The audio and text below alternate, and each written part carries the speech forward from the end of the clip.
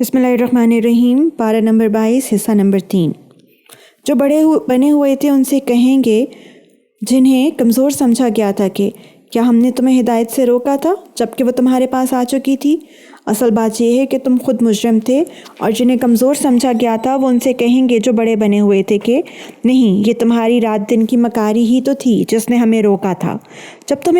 جب تم ہمیں تاکید کرتے تھے کہ ہم اللہ سے کفر کا معاملہ کریں اور اس کے ساتھ دوسروں کو شریک مانیں، اور یہ سب جب عذاب کو دیکھ لیں گے تو اپنا پچھتاوا چھپا رہے ہوں گے۔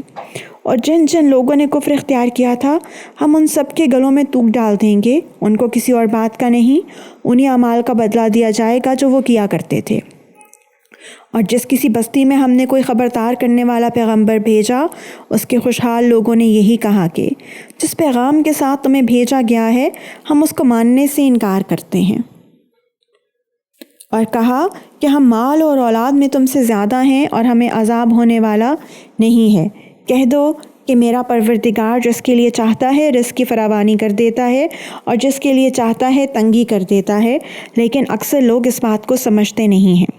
اور نہ تمہارے مال تمہیں اللہ کا قرب عطا کرتے ہیں اور نہ تمہاری اولاد، ہاں مگر جو ایمان لائے اور نیک عمل کرے تو ایسے لوگوں کو ان کے عمل کا دوہرا ثواب ملے گا اور وہ جنت کے بالا خانوں میں چین کریں گے۔ اور جو لوگ ہماری آیتوں کے بارے میں یہ کوشش کرتے ہیں کہ ان کو ناکام بنائیں، ان کو عذاب میں دھر لیا جائے گا۔ کہہ دو کہ میرا پروردگار اپنے بندوں میں سے جس کے لیے چاہتا ہے رزق کی فراوانی کر دیتا ہے، جس کے لیے چاہتا ہے تنگی کر دیتا ہے، اور تم جو چیز بھی خرچ کرتے ہو وہ اس کی جگہ اور چیز دے دیتا ہے، اور وہی سب سے بہتر رزق دینے والا ہے۔ اور وہ دن نہ بھولو جب اللہ ان سب کو جمع کرے گا، پھر فرشتوں سے کہے گا کہ کیا یہ لوگ واقعی تمہاری عبادت کیا کرتے تھے؟ وہ کہیں گے کہ ہم تو آپ کی ذات کی پاکی بیان کرتے ہیں، ہمارا تعلق آپ سے ہے، ان لوگوں سے نہیں۔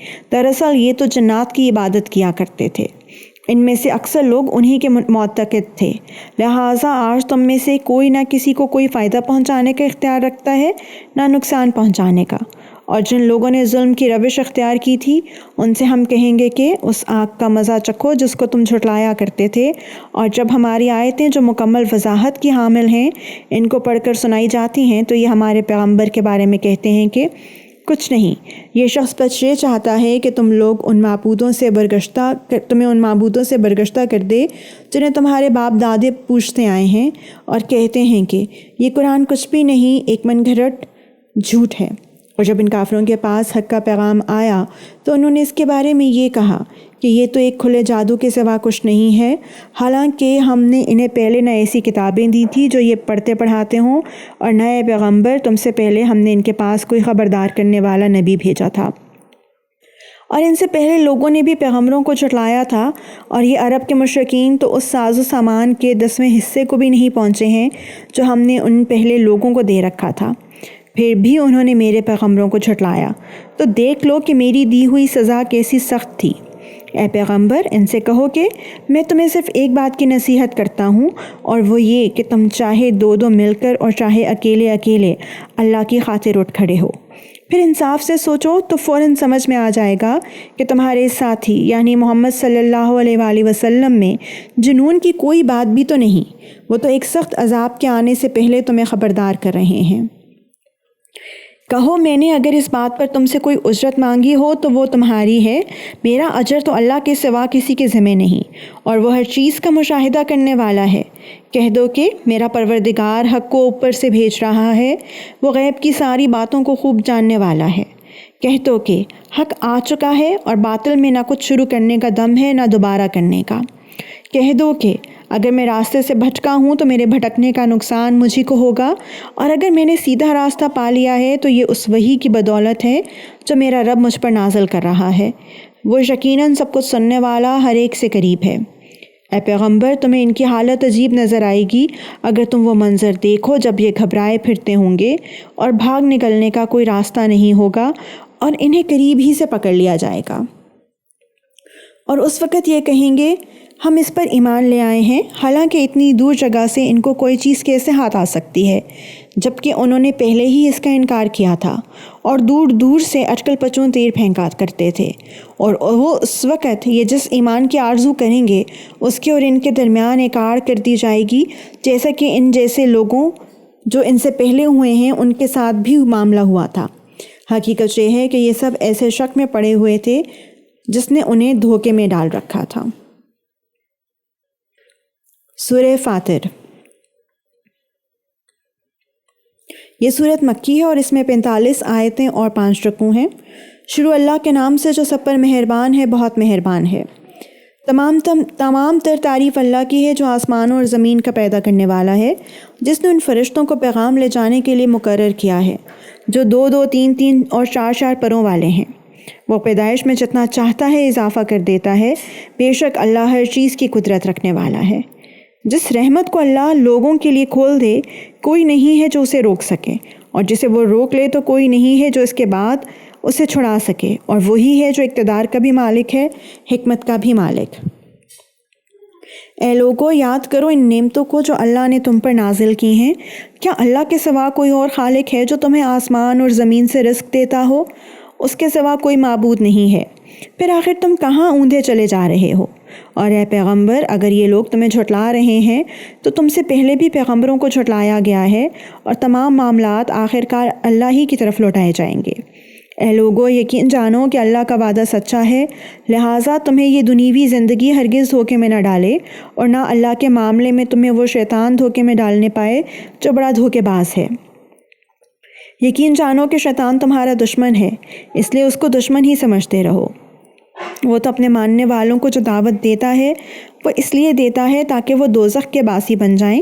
جن لوگوں نے کفر اپنا لیا ہے ان کے لیے شدید عذاب ہے، اور جو لوگ ایمان لے آئے ہیں اور انہوں نے نیک عمل کیے ہیں ان کے لیے مغفرت ہے اور بڑا اجر۔ بھلا بتاؤ کہ جس شخص کی نظروں میں اس کی بد عملی ہی خوشنما بنا کر پیش کی گئی ہو، جس کی بنا پر وہ اس بد عملی کو اچھا سمجھتا ہو، وہ نیک آدمی کے برابر کیسے ہو سکتا ہے؟ کیونکہ اللہ جس کو چاہتا ہے راستے سے بھٹکا دیتا ہے، اور جس کو چاہتا ہے ٹھیک راستے پر پہنچا دیتا ہے۔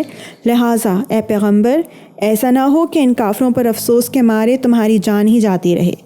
یقین رکھو کہ جو کچھ یہ کر رہے ہیں اللہ اسے خوب جانتا ہے، اور اللہ ہی ہے جو ہوائیں بھیجتا ہے، پھر وہ بادلوں کو اٹھاتی ہیں، پھر ہم انہیں ہنکا کر ایک ایسے شہر کی طرف لے جاتے ہیں جو قحط سے مردہ ہو چکا ہوتا ہے، پھر ہم اس بارش کے ذریعے مردہ زمین کو نئی زندگی عطا کرتے ہیں۔ بس اسی طرح انسانوں کی دوسری زندگی ہوگی۔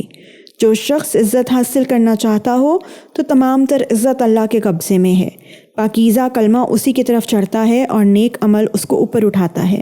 اور جو لوگ بری بری مکاریاں کر رہے ہیں ان کو سخت عذاب ہوگا، اور ان کی مکاری ہی ہے جو ملیا میٹ ہو جائے گی۔ اور اللہ نے تمہیں مٹی سے پیدا کیا، پھر نطفے سے، پھر تمہیں جوڑے جوڑے بنا دیا، اور کسی مادہ کو کوئی حمل ہوتا ہے، اور جو کچھ وہ جنتی ہے وہ سب اللہ کے علم سے ہوتا ہے۔ اور کسی عمر رسیدہ شخص کو جتنی عمر دی جاتی ہے اور اس کی عمر میں جو کوئی کمی ہوتی ہے وہ سب ایک کتاب میں درج ہے۔ حقیقت یہ ہے کہ یہ سب کچھ اللہ کے لیے بہت آسان ہے، اور 2 دریا برابر نہیں ہوتے۔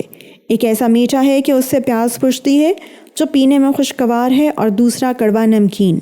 اور ہر ایک سے تم مچھلیوں کا تازہ گوشت کھاتے ہو، اور وہ زیور نکالتے ہو جو تمہارے پہننے کے کام آتا ہے۔